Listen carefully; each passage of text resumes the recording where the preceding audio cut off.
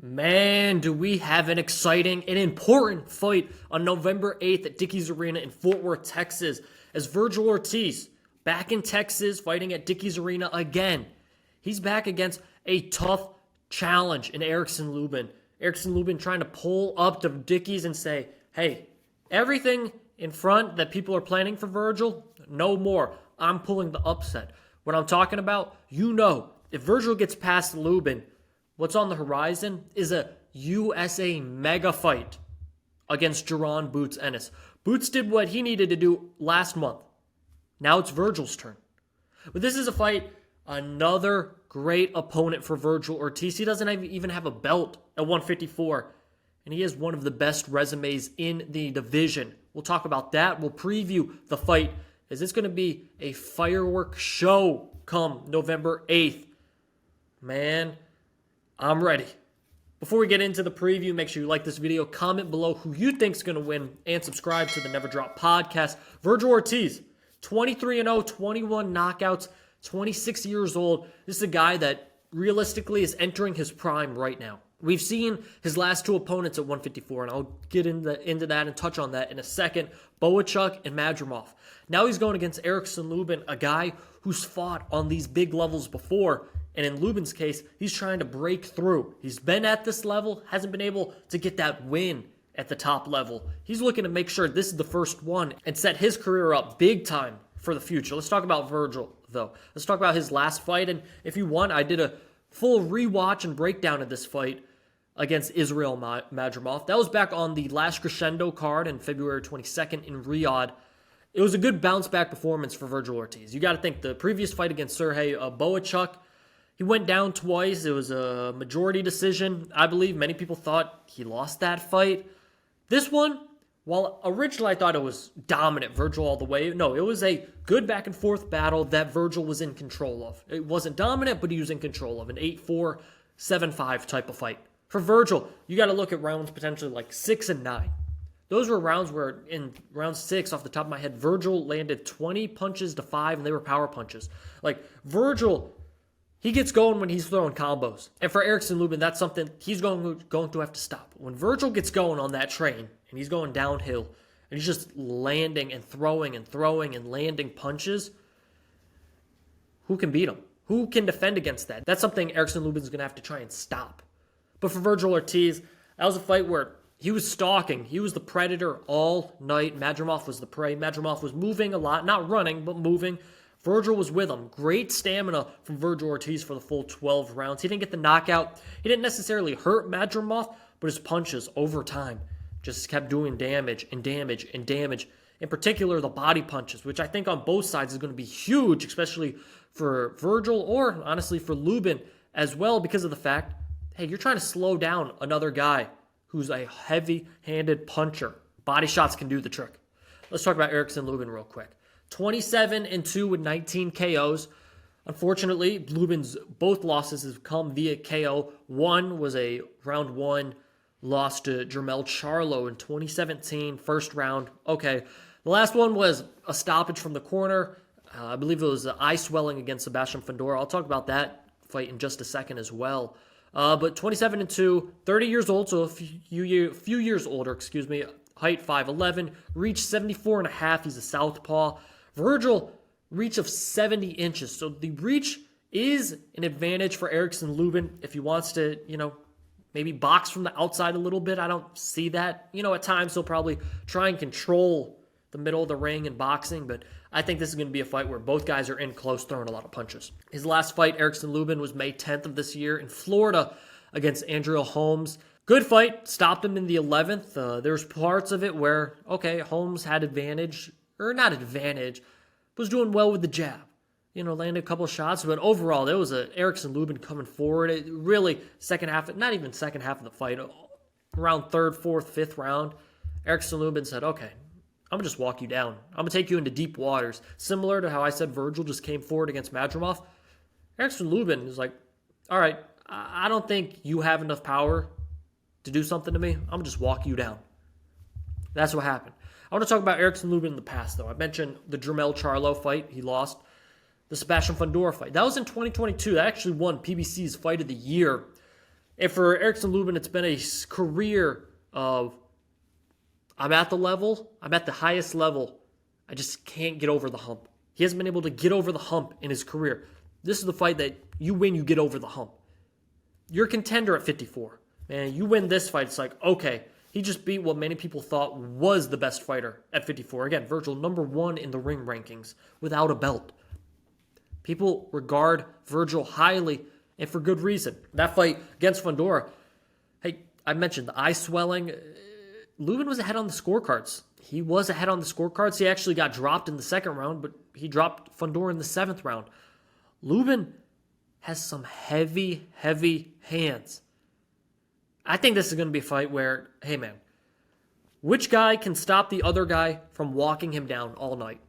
Because with Vergil Ortiz, man, he is a locomotive. He's just going to say, I'm walking you down. Walking you down all night. Phone booth, telebooth, whatever. I'm throwing punches. I'm throwing combos. Can Erickson Lubin stop that? You have the reach with the jab. All right, you have a powerful jab. Use it against Vergil Ortiz. Try and keep him at bay. A lot easier said than done, but that's going to have to be the game plan for Erickson Lubin. Keep Vergil Ortiz at bay. And I know Lubin's going to want to punch too. He's not going to just want to box around. That's not what he's here for. But at points, you're going to have to do that. You can't just slug it out with Vergil for 12 rounds. Madrimov did extremely well the first 4 rounds because he was boxing. He was moving. And Vergil wasn't able to throw combos. He wasn't able to throw a 1-2. He barely threw his right hand in that early part of the fight against Madrimov. And rewatching it, I was like, this doesn't look like the Vergil Ortiz we're accustomed to seeing. Lubin has to try and find a way to make that a possibility. To be like, oh, hey, yeah, Vergil doesn't look like Vergil because Vergil can't get to the spots he wants to get to. The stamina is going to be fine for Vergil. He's a guy that, hey, Robert Garcia is going to have him in the best of shape. He's ready to do whatever. Box, brawl, slug it out. Everything and anything, Vergil Ortiz is going to be ready. Erickson Lubin, man, how do you stop that? How do you stop that? Body shots. I'm telling you, body shots break you down. You know this watching this video. Body shots will break fighters down. That's what Vergil was doing to Madrimov, breaking him down with the body shots. That's what Lubin's going to have to try and do with Vergil, whether it be on the inside, whether it be from the outside. Like, go to the body early because the investment will pay off. It comes, 10, 11, 12. Your opponent's a little more tired. Vergil Ortiz, man. This is a fight where Lubin has power. This is why it's an interesting fight. This isn't a Boots Ennis against Lima fight, and no knock on Boots, but that Lima's not a guy that's like, oh, yeah, he can do it. Like, no. Lubin is. Lubin's a tough, tough guy. He'll go in there, and he's a southpaw, so he'll throw a right, and sometimes he doesn't even care if the right lands or not. He'll maybe throw a right jab. And then he just wants to follow it with the left. He was hitting Holmes, his last opponent, with this all the time. There was one where he kind of threw a right hook. Not even 50% of, what he wanted, a good right hook, if you understand what I'm saying. He just threw it out there, so Holmes is thinking about the right hook, and then followed up with a straight left. Vergil's going to have to understand in the high guard, hey, he throws that right hand. He's just wanting me to react to the right hand so instantly he can pop me with the left. With the high guard, of course, Lubin's going to try and get around it. So those right hooks, if he were to throw it 100%, trying to get around the high guard. But high guard, the body's open. For Lubin, there you go. Go to the body. But there are some cases when he gets in tight, man. Hands will drop for a second. The hands will drop. He'll be open. And same with Vergil and same with all fighters. Your hands aren't glued to your face. But there's times Vergil against Madrimov where he'd throw, chin is up, chin is open. Erickson Lubin too, that's against Charlo, had a problem, chin was up. So, when he's coming in and he's throwing these punches, Vergil Ortiz, you see, he's going one, he's throwing the left hand, right hook. That's the biggest thing for Vergil Ortiz. He has to know when to capitalize and when to respond to Erickson Lubin. Because Lubin will have moments in this fight, and so will Vergil. In the trenches, in the firefight, in the back and forth battle, who's going to land the shot that makes the other go, oh, yeah, this guy's got that power? We know both guys have power. Which guy is going to stop the other one from coming forward and be the one to land a big punch? Gain the respect of his opponent. Because, man, you get respect from the other guy. It might be a long night for them. They might be the ones moving, and you're the one stalking them back and forth. For Lubin, he 1,000% can. We've seen Vergil, and I said this in my Madrimov rewatch. Yes, the Boachuk fight, he goes down twice. It's not something I'm going into this fight worried about, but it's stored away in the back of my head. Like, Boachuk dropped Vergil twice. Granted, they were flash knockdowns, but Lubin's heavy-handed. He lands something. That might be more than a flash knockdown. Again, against Madrimov, he showed the chin was fine.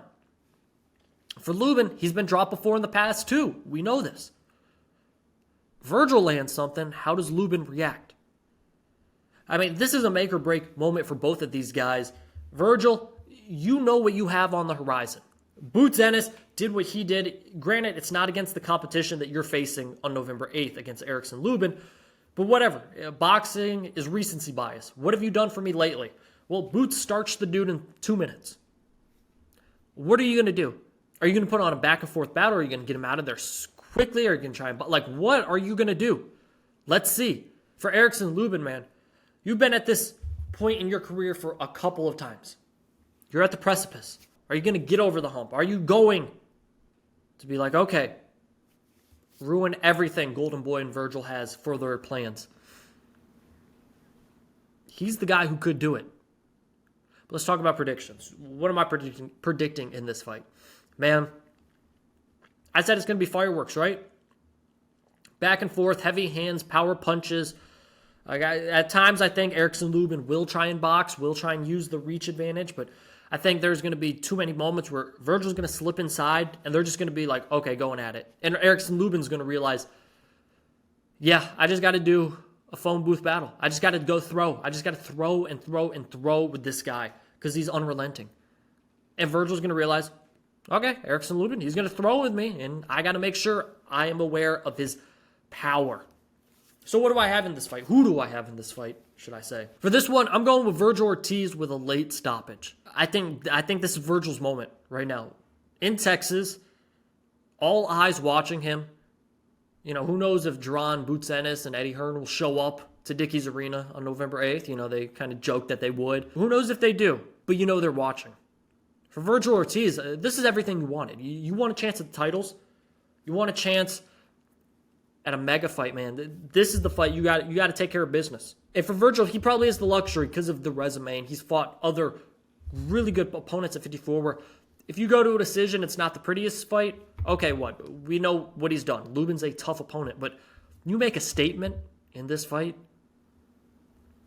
there you go. So for me, I'm going Vergil Ortiz late stoppage, 10-11. I'm going.